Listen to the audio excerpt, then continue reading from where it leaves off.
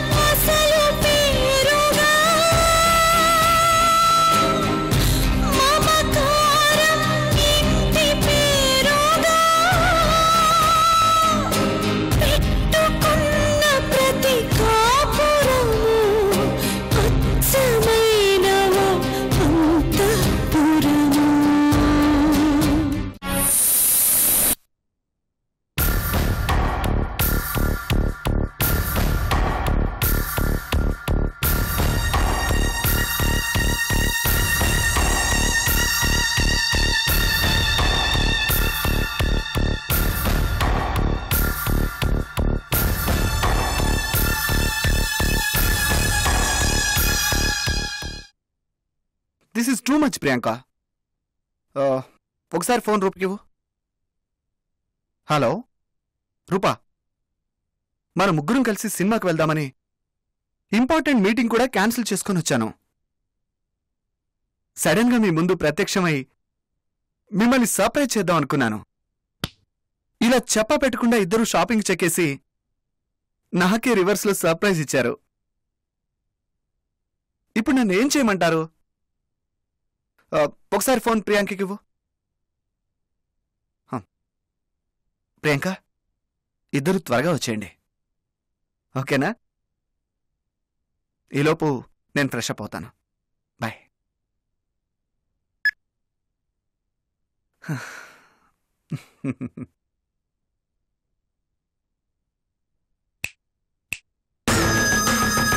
Excuse me.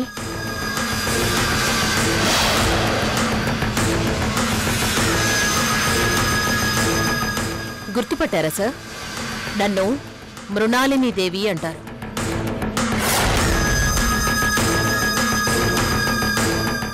ఈ హవేలీలో ఒక మూలన పడి బ్రతుకుతూ ఉంటాను, పిచ్చిదాన్లాగా. అమ్మా. ఓ థ్యాంక్ గాడ్. పర్వాలేదే, గుర్తున్నాను. మర్చిపోయావేమోనని భయపడ్డాను. అమ్మా, ఎందుకు పిలిచావో చెప్తే. అర్జెంటుగా వెళ్ళాలా?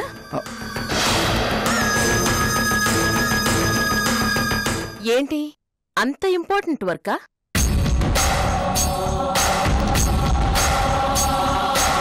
ఈ అమ్మకి చెప్పకూడదా?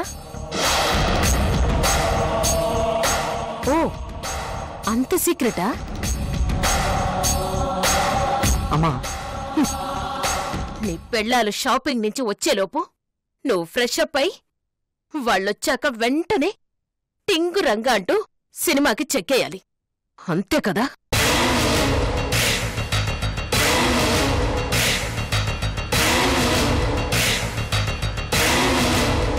తల్లి అల్లం పెళ్ళాం బెల్లమని పెద్దవాళ్ళు ఊరికే అనలేదు. అది కాదమ్మా. చెట్టంత మనిషిని ఎదురుగుండా ఉన్నాను, దిగులుగా బాధగా కనిపిస్తున్నాను. ఏమైందమ్మా, ఎందుకలా ఉన్నావమ్మా అని ఒక్క మాట నన్ను అడిగావా? అంత పనికిరందన్నైపోయానా? అంత పరాయిదన్నైపోయానా? నాతో మాట్లాడొద్దు అని ఆ మాయలాడి, అదే ఆ డూప్లికేట్ రాజేశ్వరీదేవి నీకు ఆర్డర్ వేసిందా? ఎందుకు నన్ను పట్టించుకోవడం లేదు? నిన్ను పట్టించుకొని నీ యోగక్షేమాలు తెలుసుకునేంత పెద్దవాణ్ణి కాదు.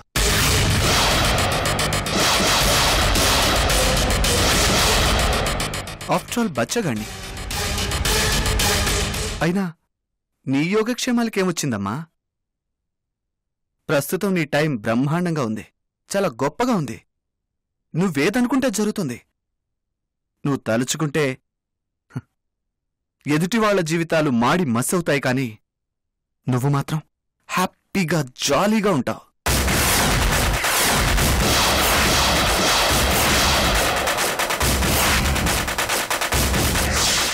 నీ గురించి టెన్షన్ పడడం అంత బుద్ధి తక్కువ పని ఇంకేమీ ఉండదు. నువ్వేనా ఇలా మాట్లాడుతోంది? నువ్వేనా ఈ అమ్మ గురించి ఇలా కామెంట్ చేస్తోంది? ఏమైందిరా నీకు? ఎందుకిలా మారిపోయావు? చూడు, ఒక్కసారి నా వైపు చూడు, నా కళ్ళలోకి చూడు. టెన్షన్తో చచ్చిపోతున్నాన్రా, తెలుస్తుందా? ప్రాబ్లం చెప్పుకోవడానికి మనిషి తోడు లేక ఏం చేయాలో అర్థం కాక పిచ్చిదాన్లాగా ఉన్నాను, తెలుస్తుందా? చివరికి నువ్వు కూడా పట్టించుకోవడం మానేశావు, వదిలేశావు. ఏమైపోవాలరా? నీతోనే నేను మాట్లాడేది, నీకే నేను చెప్పేది. సమాధానం చెప్పు.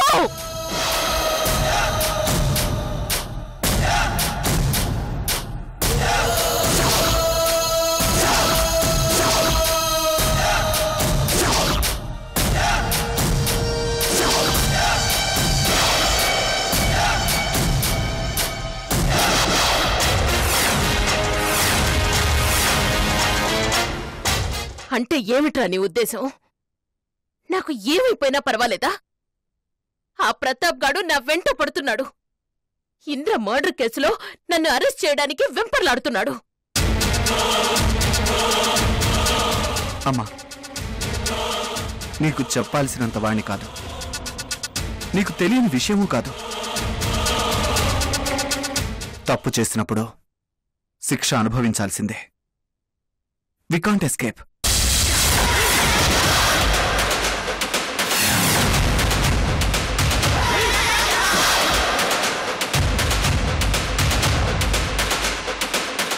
అంటే నేను జైలుకెళ్లాలని కోరుకుంటున్నావా? నన్ను వదిలించుకోవాలని కోరుకుంటున్నావా?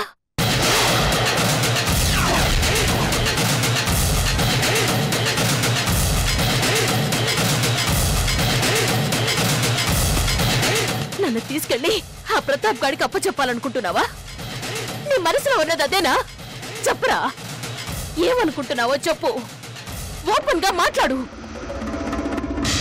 అమ్మా,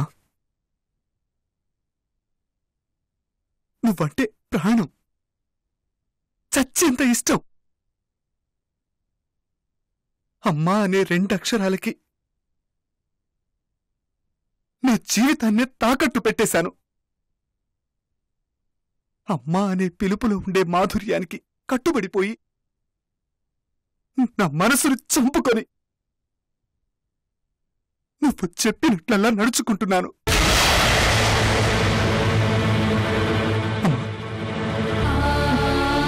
అమ్మా, నువ్వు మారవా? మంచిగా మారవా? నా కోసం మారమ్మా.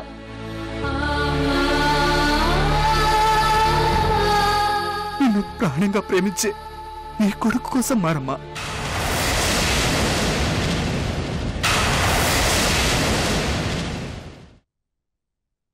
మారుతాను అని ఒక్క మాట చెప్తే చాలు, నీకోసం ఏదైనా చేస్తాను. నిన్ను ప్రాబ్లం నుంచి కాపాడుకుంటాను. నాకంటే చిన్నవాడైనా సరే వెళ్ళా ప్రతాప్ కాళ్ళ మీద పడి మా అమ్మ జోలికి రావద్దురా, వదిలేరా అని బ్రతంలాడుకుంటాను. సిగ్గులేదురా? నన్ను రక్షించుకోవడం కోసం ఆ దరిద్రుడి కాళ్ళు పట్టుకుంటావా? ఆ మాట అనడానికి నీకు నోరెలా వచ్చిందిరా? ఎడియట్! నా కడుపున చెడబుట్టావు కదరా, నా పరువు తీయడానికే పుట్టావు. ఆ ప్రతాప్ గారిని చంపి నీ ప్రాబ్లంని సాల్వ్ చేస్తానమ్మా అనాలి నువ్వు. నా కొడుకువైతే నువ్వు ఆ మాట అనాలి. సంతోషిస్తాను. అంతేకాని ఇలా పిరికి పందలాగా కాళ్ళు పట్టుకోవడం కాదురా నువ్వు చెయ్యాల్సింది. ఆ ప్రతాప్ మొండోడు, వాడితో గొడవ పెట్టుకుంటే లాభం లేదమ్మా. ఏం చేస్తాడు? ఏం చేస్తాడు? ఎంతకైనా తెగిస్తాడు. నీ మీద పగతో ఉన్నాడు. వానికి ఎదిరించి బెదిరించి ఏమీ చేయలేం. బతిమాలుకోవాల్సిందే. నిజమమ్మా, వాడు నిన్ను వదిలిపెట్టాడు. అరెస్ట్ చేసి తీరుతాడు.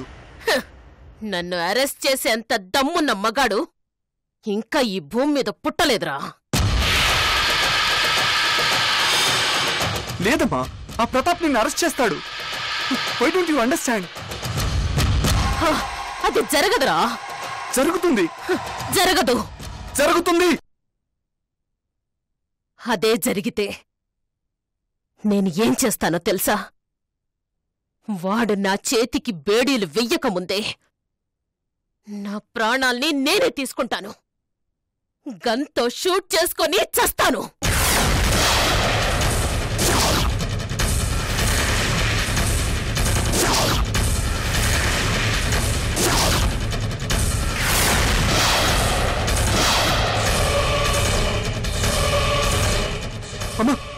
పులిలా బ్రతికాను, పులిలాగే చస్తాను.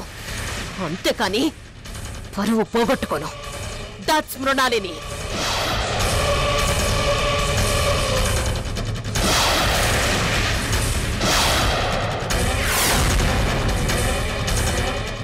అర్థమైందా?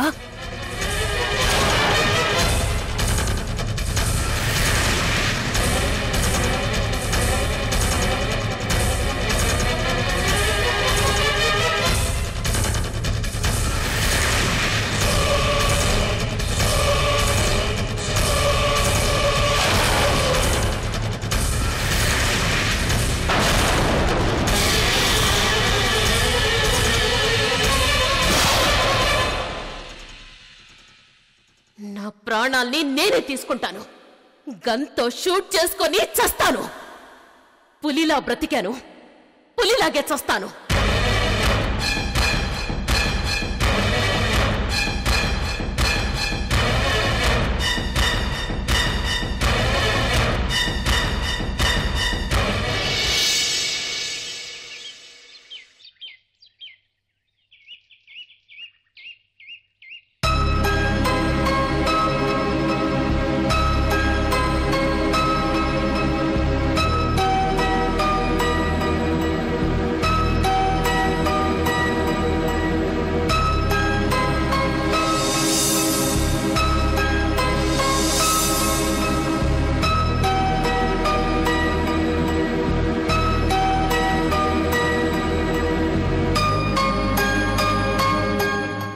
అంకుల్, సూర్య, నేనెందుకొచ్చాననుకుంటున్నావో చెప్పు. నా దగ్గరికి ఎవరొచ్చినా ఏం మాట్లాడినా శశిరేఖను దూరం చేసుకోవద్దు అని చెప్పడానికి. విని విని అలిసిపోయాను అంకుల్. నన్ను ఇక వదిలేయండి. ఎవరేం చెప్పినా నా మనసు మారదు. ఈ జీవితానికి ఇంతే. ఎవరితోనూ మాట్లాడాలని లేదు, ఒంటరిగా ఉండాలనిపిస్తుంది. ఏమీ అనుకోకండి, నన్ను మర్చిపోండి, వదిలేయండి. సూర్య,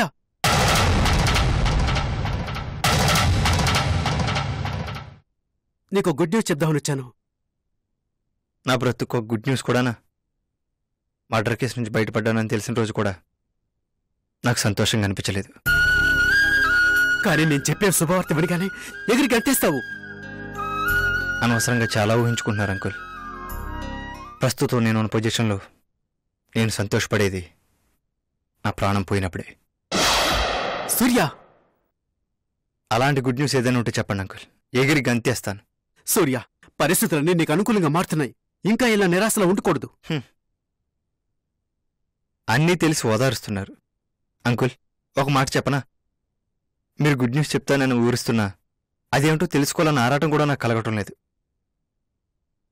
వదిలేండి అంకుల్. సూర్య, సూర్య, నువ్వు తండ్రివి కాబోతున్నావు.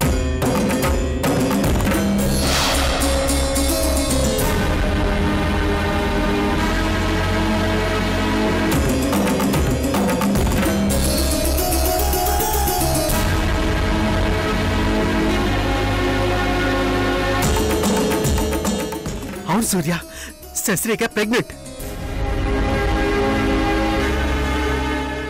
అంకుల్, మీరు చెప్పేది నిజమా? నేను తండ్రిని కాబోతున్నానా?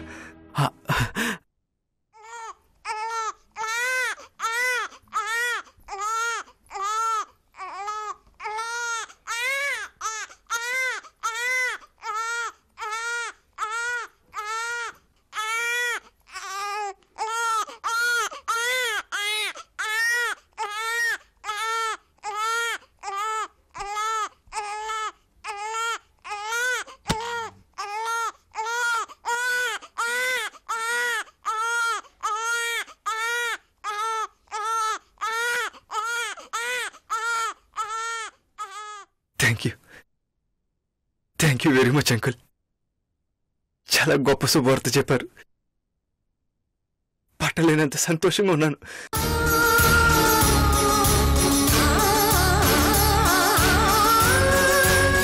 ముందు చెప్పాను కదా ఎగిరి గంతేస్తావని. ఈ శుభవార్త ఊహించలేదు అంకుల్. థ్రిల్లింగ్గా ఉంది. నేను తండ్రిని కాబోతున్నాను.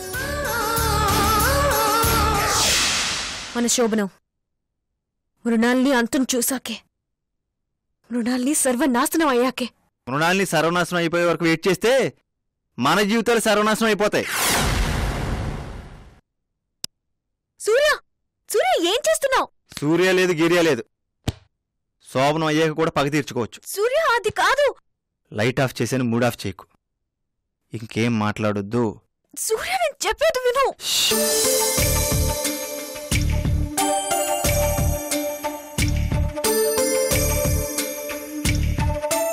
సూర్య, ఆ మసిమిసిన వాళ్ళకి అర్థమేంటి? అబ్బే, ఏమీ లేదు, ఏమీ లేదు అంకుల్, ఏమీ లేదు అంకుల్. చెప్పొద్దులే, దాచుకో. అంకుల్, అర్జెంటుగా శశిరేఖని చూడాలనుంది. కానీ శశిరేఖ నిన్ను చూడాలనుకోవట్లేదు. నీ పేరు చెప్తేనే మండిపడుతోంది. కానీ కడుపులో నా బిడ్డను మోస్తుంది కదా. చంపేయాలనుకుంటోంది.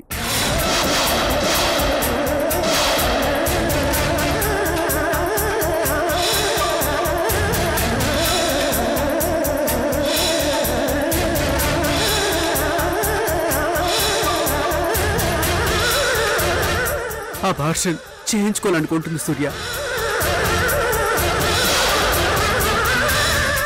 అంకుల్, నిజమా? టెన్షన్తో అర్జెంటుగా నీకు ఈ విషయం చెప్దామని వచ్చాను.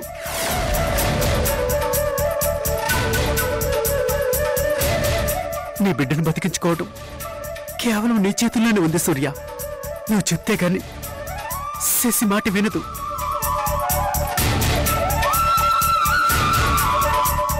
వినదు, నేను చెప్పినా కూడా వినదు. లేదు సూర్య, వింటుంది. నాకు ఆ నమ్మకం ఉంది. శశి దగ్గర నా విలువ పోగొట్టుకున్నాను. ప్రస్తుతం నేను శశికి శత్రువుని. కావాలని నువ్వు శత్రువుగా మారావు, శత్రువులా నటిస్తున్నావు. అంతే, శశిరేఖని నీ దగ్గరికి తీసుకొస్తాను. ఎందుకు? నీ నాటకం గురించి నిజం చెప్పి తన మీద ఎలాంటి అనుమానం లేదు, కావాలని దూరం అవ్వాలని యాక్ట్ చేస్తున్నానని చెప్పు. అర్థం చేసుకుంటుంది, నిన్ను క్షమిస్తుంది, మళ్ళీ నీకు దగ్గరవుతుంది, ఆ భాషణ ఆలోచన మానుకుంటుంది. ప్లీజ్ సూర్య, కాదనకు, నా మాట విను.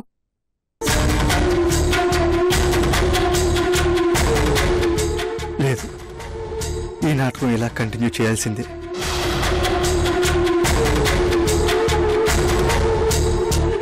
నాతో కలిసి ఉంటే శశి హ్యాపీగా ఉండదు. తన జీవితం తను బ్రతకనివ్వండి, హ్యాపీగా ఇంకో పెళ్లి చేసుకునివ్వండి. ఎలా చేసుకుంటుంది? ఎందుకు చేసుకోదు? ఎందుకేమిటి? She is pregnant. ఎవడు పెళ్లి చేసుకుంటాడు? అయితే ఒక పని చేయమని చెప్పండి అంకుల్. ఏంటది? తను కోరుకున్నట్టే అబార్షన్ చేయించుకోమనండి. సూర్య,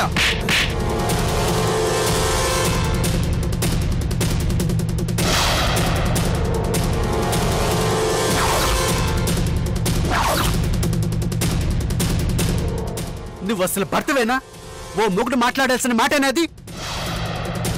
తప్పేం మాట్లాడాను? శశిరేఖ కొత్త జీవితం స్టార్ట్ చేయాలంటే ప్రెగ్నెన్సీ అడ్డం వస్తుంది. అలాంటప్పుడు అబార్షన్ చేయించుకోవడంలో తప్పే ఉంది. ఎంతమంది చేయించుకోవట్లేదు. అసలు నువ్వు ఇలా నిర్దాక్షిణ్యంగా మాట్లాడుతున్నందుకు నీకు యావజ్జీవ కారాగార శిక్ష వెయ్యాలి.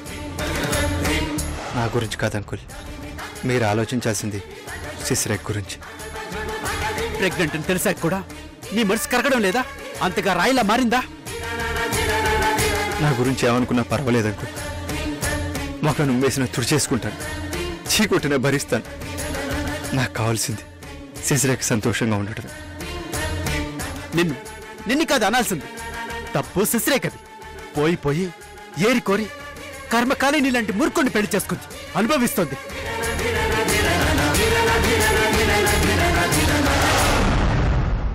అంకుల్, ఇవన్నీ తిట్లు కాదు, నా పాలిట దీవెనలు అనుకుంటాను. నా మీద కోపం ఉండొచ్చు, కానీ శశిరేఖ మీద కోపం తెచ్చుకోకండి. తన ప్రాబ్లం సాల్వ్ చేయండి, దగ్గరుండి చూసుకోండి, అబార్షన్ చేయించండి ప్లీజ్. ఛీ!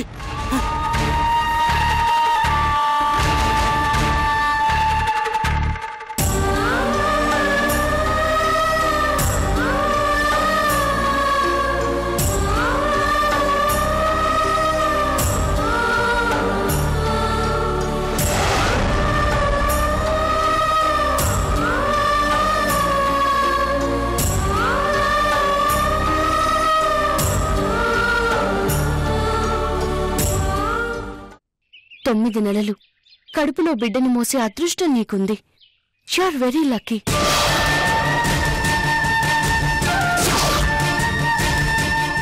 నేనేమి పరాయిదాన్ని కాదు కదా, నీ రాజేశ్వరిదేవినే కదా.